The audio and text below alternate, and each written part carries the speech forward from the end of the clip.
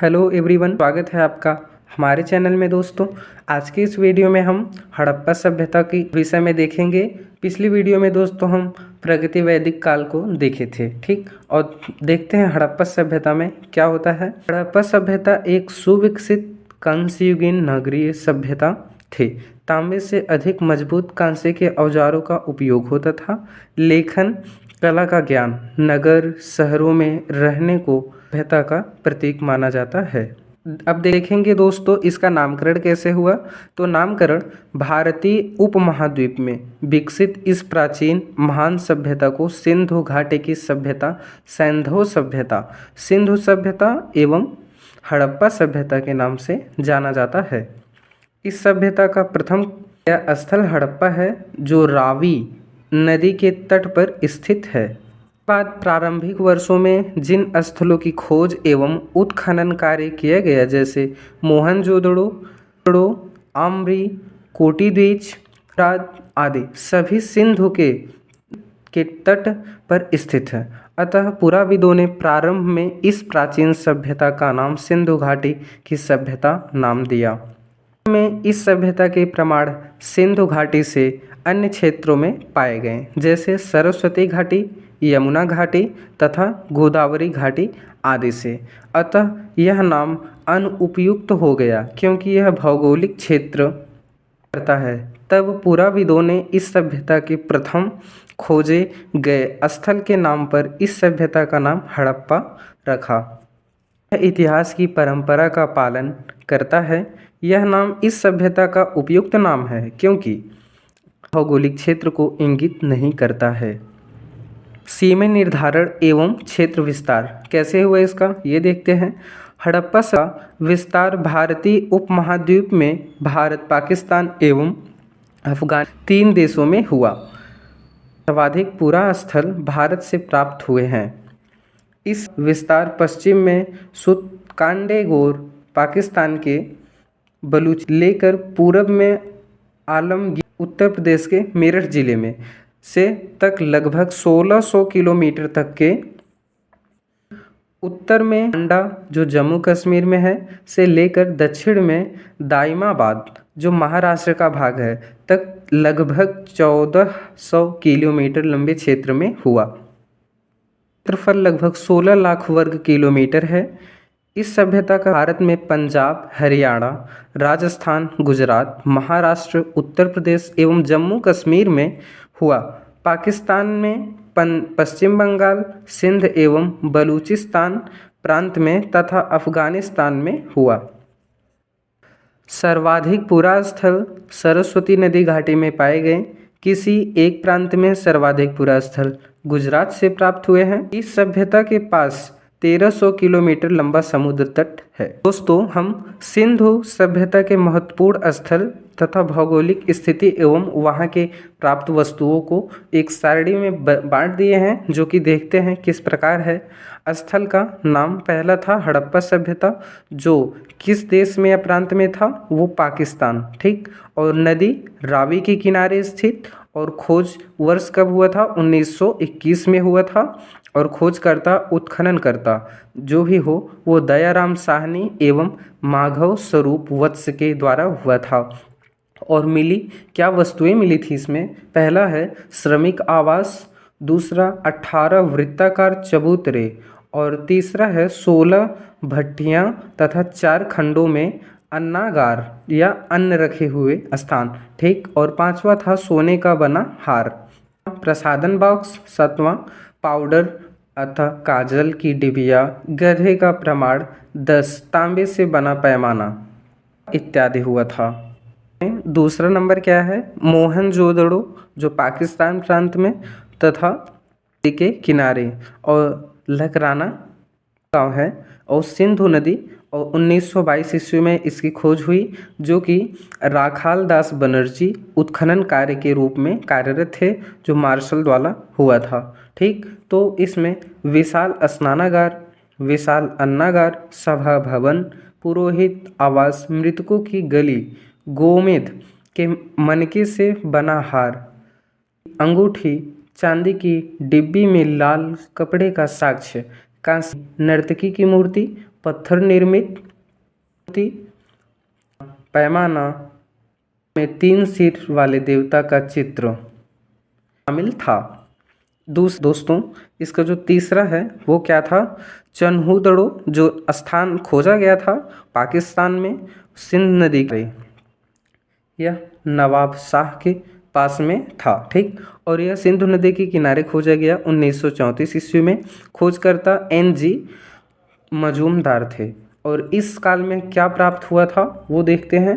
इस काल में प्राप्त हुआ गुड़िया, मनका बनाने का कारखाना, लिपस्टिक, वक्राकार ईंटें, एक ईंट पर कुत्ते एवं बिल्ली के पैर के निशान, रोपड़, और जो कि रूपनगर है इसका, और यह भारत के पंजाब क्षेत्र से या पंजाब राज्य में इसकी खोज हुई। और यह सतलज नदी के किनारे खोजा गया था 1950 ईस्वी में।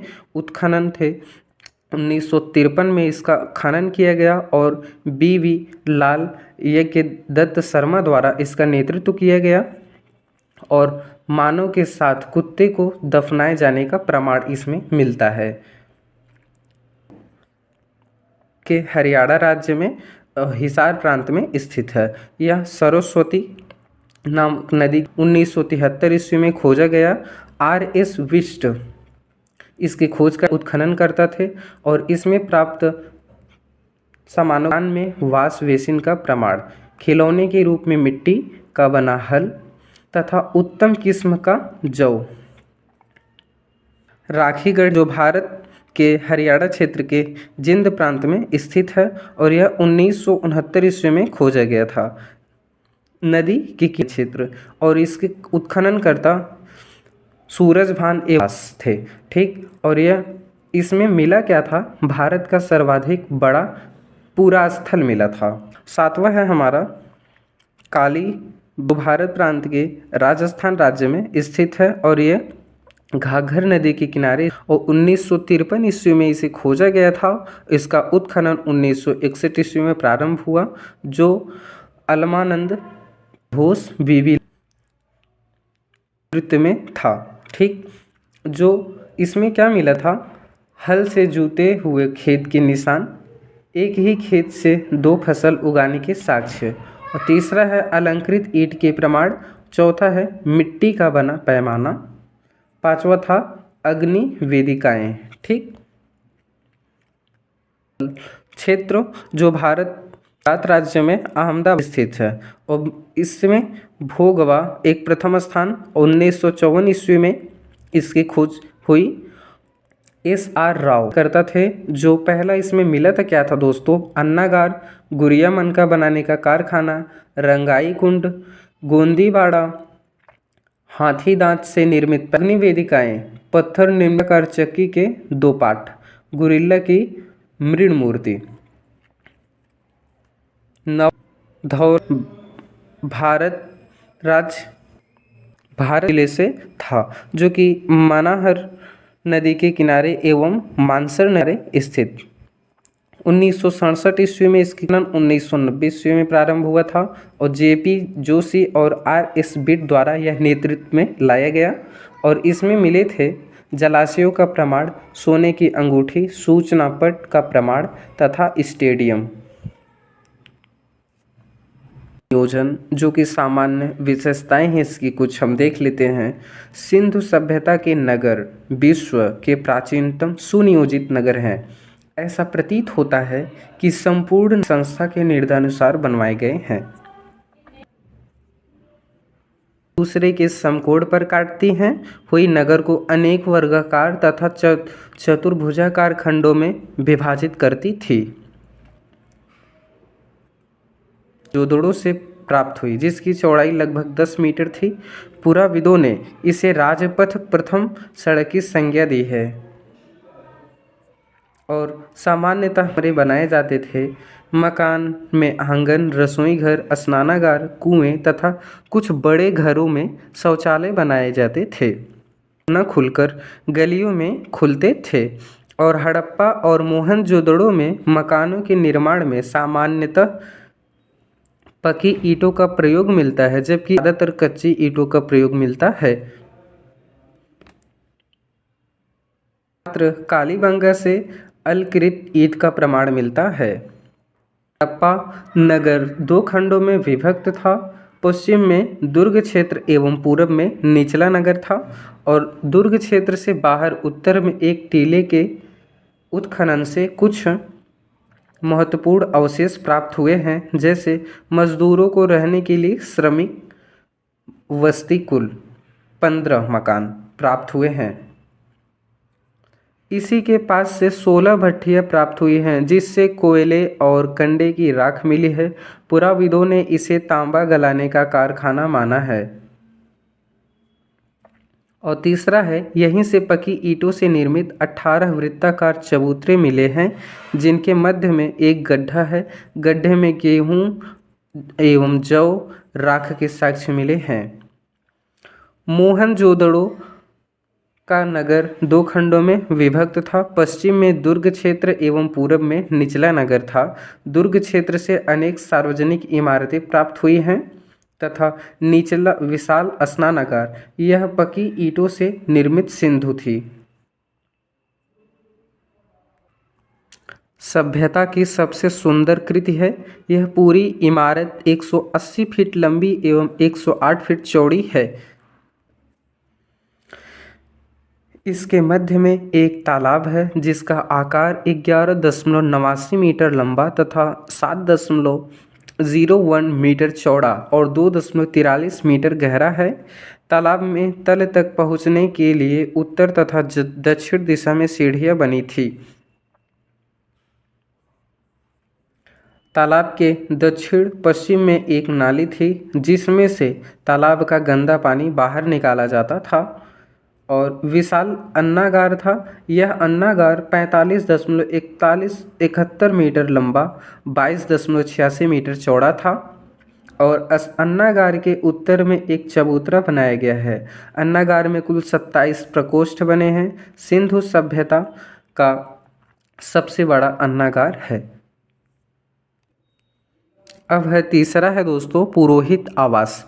विशाल स्नानागार के पास से एक विशाल इमारत का प्रमाण मिला है, जो 70.1 मीटर लंबा एवं 23.77 या 77 मीटर चौड़ा है, जो चंदूहड़ो सामान्य नगर के अवशेष प्राप्त हुए हैं। उनको चंदूहड़ो के नाम से बुलाया गया। वक्राकार ईंट का प्रमाण मिलता है। गुड़िया मनका बनाने का कारखाना प्राप्त हुआ है और लोथल क्षेत्र में इसे लघु हड़प्पा एवं लघु मोहनजोदड़ो कहा जाता है। लोथल नगर के पश्चिम में दुर्ग क्षेत्र एवं पूर्व में निचला नगर था। यहाँ का दुर्ग क्षेत्र एवं निचला नगर एक ही रक्षा प्राचीर से घिरा हुआ था। लोथल से गुड़िया मनका बनाने का कारखाना मिला है। यहीं से एक रंगाई कुंड का प्रमाण मिला और तथा आज के वीडियो में दोस्तों बस इतना ही। मिलते हैं अगली वीडियो में अगले टॉपिक के साथ।